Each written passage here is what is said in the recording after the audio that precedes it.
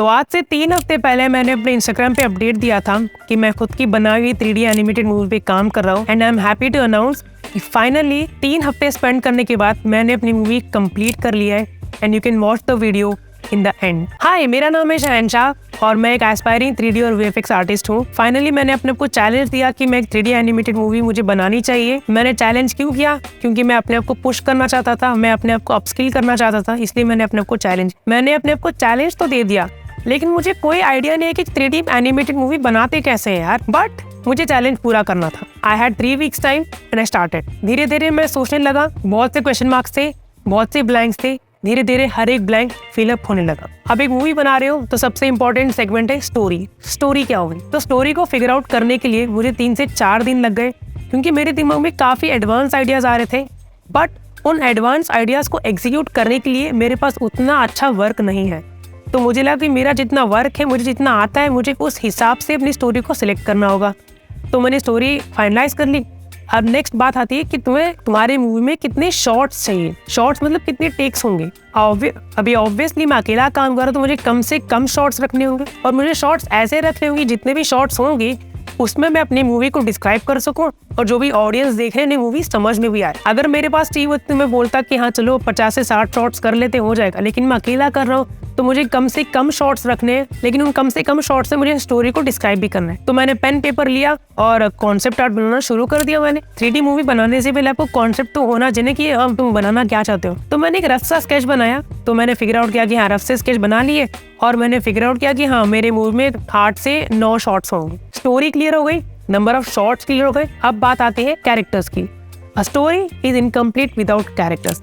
मैं चाहता तो सारे कैरेक्टर्स स्क्रैच से बना सकता था, लेकिन मेरे पास 3 हफ्ते का टाइम है और कैरेक्टर्स को स्क्रैच से बनाना बहुत ही टाइम कंज्यूमिंग है। तो इंटरनेट पे बहुत सी वेबसाइट्स है जहाँ पे आपको फ्री 3D मॉडल्स मिलते हैं। तो मैंने उन्हीं में से अपने स्टोरी के रिलेटेड जो भी मुझे लगे कि हाँ ठीक ठाक कैरेक्टर्स है, मैंने इनको डाउनलोड कर लिया और एनिमेशन और सब कुछ मैंने उसमें उन्हीं को यूज कर लिया। अभी स्टोरी फाइनलाइज हो गई, कॉन्सेप्ट आर्ट बना लिए, नंबर ऑफ शॉट्स फाइनलाइज हो गए, कैरेक्टर्स फाइनलाइज हो गए।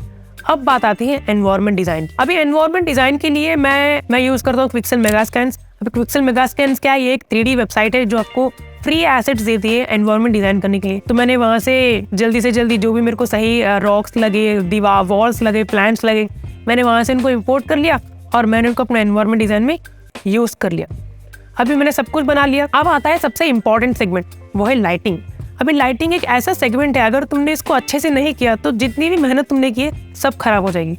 नो मैटर कितना एडवांस एनिमेशन तुमने किया है, नो मैटर कितने अच्छे क्वालिटी के एसेट्स तुमने यूज किए। तो मैंने हर सीन के लाइटिंग में कम से कम हाफ एन आवर स्पेंड किया। मेरे को लगा कि क्या ये लाइटिंग मेरे सीन को जस्टिफाई कर रही है या नहीं। अब मैं ये नहीं कहूंगा कि मैं लाइटिंग में एक्सपर्ट हूँ, बट जितना मुझे आता था मैंने ट्राई किया। लाइटिंग भी हो गई, देखिए स्टोरी फाइनलाइज हो गई, कॉन्सेप्ट आर्ट हो गया, कैरेक्टर्स हो गए, एनिमेशन हो गया। अब बात आती है रेंडर की। तो रेंडर के लिए मुझे काफी टाइम लगा है। मैंने कम से कम 3 दिन मेरे लैपटॉप को ऐसे छोड़ दिया था कि वो हर एक सीन को अच्छे से रेंडर कर सके, क्योंकि जब रेंडर करते तो लैपटॉप बहुत गर्म हो जाता था। तो हर सीन को रेंडर करने के लिए मुझे कम से कम 3 से 4 घंटे लगे। उन 3 से 4 घंटे मुझे रेंडर करने के बाद लैपटॉप को ऐसे छोड़ देना पड़ता था, क्योंकि बहुत गर्म हो जाता था, ताकि उसको कूल डाउन हो जाए और उसके बाद मैं नेक्स्ट सीन को रेंडर कर सकूं। सब कुछ हो गया। अब बात आती है सबसे हार्ड सेगमेंट जो मुझे लगा, वो है sound design. I was expose to animation, I was expose to lighting, लेकिन मुझे साउंड डिजाइन मैंने कभी ट्राई नहीं किया और सिनेमैटिक साउंड डिजाइन कैसे करते मुझे बिल्कुल नॉलेज नहीं थी। इस मोमेंट पे आके मैंने सोचा कि क्या मुझे बैकअप कर लेना चाहिए, मतलब क्या मुझे पीछे हटना चाहिए। बट फिर दिमाग में एक स्ट्राइक हुआ कि यार इतने दूर आ ही गए, चलो साउंड डिजाइन भी कर ही लेते हैं। अब मैंने बहुत सारे फ्री साउंड्स यूज किए, मैंने बहुत सारे वेबसाइट सर्च की, फ्री साउंड्स को डाउनलोड किया।